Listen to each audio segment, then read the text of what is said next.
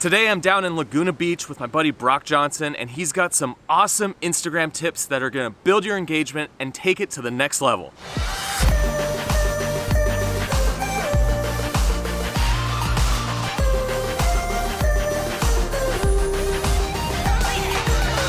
So Brock helps people develop their brand or their business by using stories. And I'm not just talking Instagram stories or Snapchat stories. I'm talking about like actually using your story to build engagement and build, your brand. Yeah, so I'm a young entrepreneur. I know firsthand that it is possible to build a booming business with limited time and a limited budget. I'm a college student athlete, so I'm on a very limited time and budget, but I know with the power of social media, it is possible. It's crazy, right? He is the quarterback at UC Davis. Pretty awesome that he is so young and just getting after it. Guys, you have to follow him because he has a lot of value in everything that he's doing. Let's go down to the beach and let's get some Instagram tips.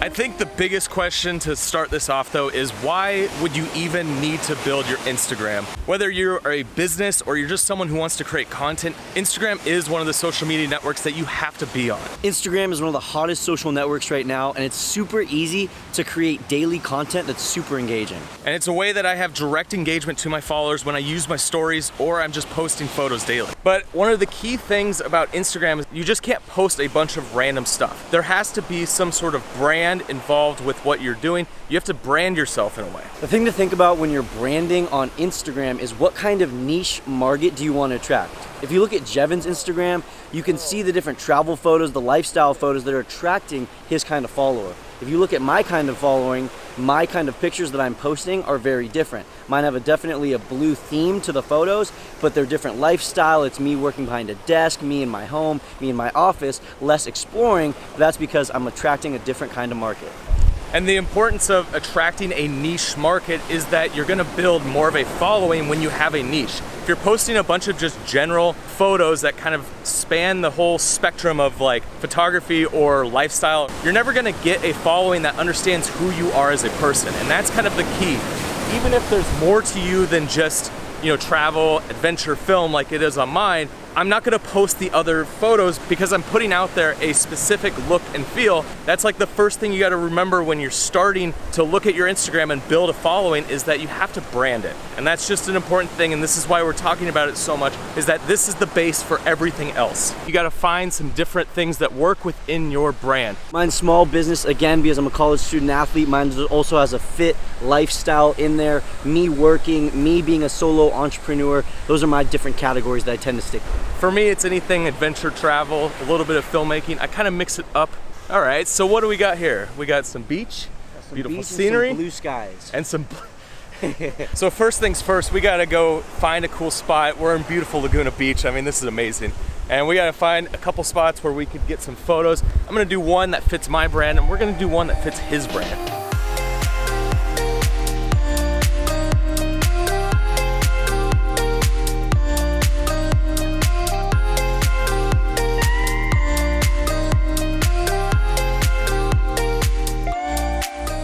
So one photography tip is that if you're in a setting like this, look, we got direct sunlight there.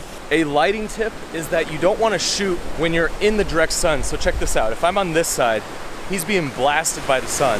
Whereas if I move this way, you get that kind of half light and it just looks way more dramatic. So something to keep in mind, just a photography tip in general, is don't blast your people with light. Position yourself in a way where the sun is off to the side or behind or a different direction where you get that more dramatic look. So whether you're using just your iPhone or you have another camera like a DSLR or mirrorless, you can get awesome photos. Brock was taking photos on his iPhone of me. I got some on my camera, the GH5. You can still get good photos. You just gotta fit your brand. So the next tip involves how many hashtags that you're going to put on. I've always done 30, but you're telling me 28. 28, and the reason for that, Jevin, is because Instagram, yes, they allow you to use 30, but if you use all 30 hashtags, basically you'll be on Instagram's radar. Your post could get taken down, it could get flagged, you could get blocked. Gotcha. If you use 28, you're flying just below their radar and you're still maximizing your reach. So that's why I recommend using 28 instead of 30 hashtags. So they'll actually take down your posts, or will they take down your account? There's some extreme cases where they do. Usually it'll just be a warning, but of course if that keeps continuing, then it can be taking down your post, deleting your account, or banning you altogether. What about this whole trend of shadow banning? I've heard a lot about shadow banning. So is that a real thing? Shadow banning is not a real thing. So Instagram actually had an official announcement about 2 months ago where they said shadow banning is not a real thing. There was a bug going on in some people's systems that was causing them to not show up in some of the hashtags, but shadow banning officially from Instagram is not real. So why do you even want to do hashtags? What's the purpose of it? The purpose of hashtags, it's like keyword searches on Google. It's how you get found by your new audience. It's how those people can find you and discover you. And in fact, Instagram released a couple months ago, they told us over 100 million people now follow hashtags on Instagram. That means that they're gonna be shown your posts when you use those hashtags. So if you're putting your photos in these hashtags, you're finding new people. That's how you build a following, and those people will now become more engaged because they found you on a hashtag that they're interested in. It's very organic, and in fact, I think it's the most organic way to grow a large following this year on Instagram. It's pretty much, if you don't have another social network that's driving traffic to your Instagram, it is the only way to get organic Absolutely, traffic. I agree. Okay, so we got 28 hashtags. What is the next step? How do we find what hashtags that you want to post on? A lot of people think that they should use the bigger name hashtags, the short-term keyword hashtags, but really you want a longer term keyword hashtag. That way you can reach a more targeted audience. You know, we were talking about branding. You want to niche yourself down into that market and find that ideal customer, and you're not going to find that ideal customer by using the large giant hashtag love giant hashtags on Instagram. Like, say there's 5 million posts in a hashtag. That's too big, right? That's probably a little bit too big, and usually I say that if it's less than 20,000, it's a little bit too small, but the key here is to find hashtags where your posts can rank as a top post. Gotcha. So you want to make sure that when you look at a hashtag and say you have 500 likes on your photo, all the top photos in that hashtag have 2,000 or 3,000, you're not going to rank. So you want to find a hashtag where you're going to rank and it makes sense for you to post, because the idea is that you want to get on the top of the hashtag. Now we want to come up with our hashtags. So I'm not going to use the hashtag adventure. Like, that's what I want to show, is I want to get people that are in that hashtag adventure, but I'm not going to say adventure. I might do adventure photographer, which has under 100,000 posts on it, whereas adventure has millions. Absolutely, and the same would go for me. So instead of using something like hashtag entrepreneur, which has millions of posts, I would use maybe solo entrepreneur, young entrepreneur, Southern California entrepreneur, something along those lines. So when you're thinking about your hashtags, maybe think the big ones that you're gonna use and then add on to it or change it or modify it, and just start looking, just start seeing what has lower numbers of photos in it versus the ones that have millions, because you'll never rank in those.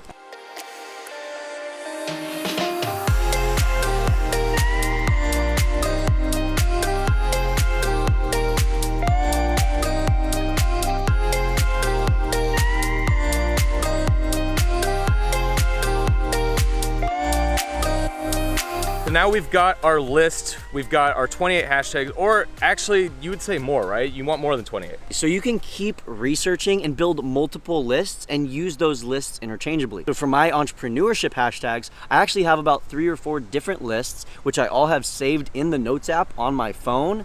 That way, whenever I'm ready to post, I can use the same list of hashtags and then alternate different ones and reach that same audience. You just want to copy them from your notepad and then drop them in, because it's such a pain to try and write out your hashtags every time. You got to do the research, you got to do the work beforehand, and then just have them ready to go so that when you post, you're not wasting time. And that's like one of the key things.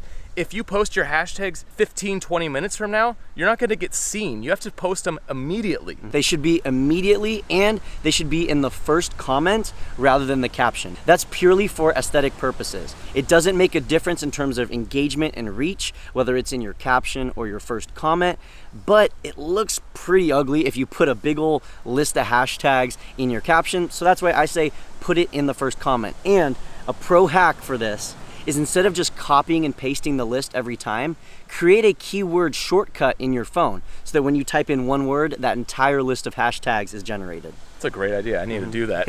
All right, guys, I hope these tips will help you. If you want some more in-depth Instagram hashtag training, Brock actually has a course. I've done it. It's amazing. It's taking my Instagram to the next level for sure. It's a quick step-by-step video-based course that's going to teach you exactly how to rank your hashtags and how to find that exact niched down list of hashtags. It's called Help with Hashtags. These tips that we gave you today will definitely build your engagement and build your Instagram. I highly suggest checking out his course. I'll put it in the description below. All right, guys, that is it. Make sure you head over to Instagram, check out Brock. I'll put his link down below. He's got some awesome stuff. He does a lot on storytelling. And for us filmmakers, for us YouTubers, creators, storytelling is like the #1 thing that you need to be able to make good videos. So he's someone definitely to watch out for. He's gonna have some awesome content that will help you make better stories. Dude, thank you so much for bringing me down to Laguna Beach and checking out this beautiful scene. This was amazing. I'm glad I got to show you around, and thanks so much for having me. All right, guys, make sure you hit that subscribe button. There's a lot of awesome filmmaking tutorials, some photography stuff, a lot of Instagram hacks on this channel, along with some cool vlogs where I travel around the world. I like to travel. And that's about it. Make sure you head over to Instagram, check out Brock, check out me. See you on the next one.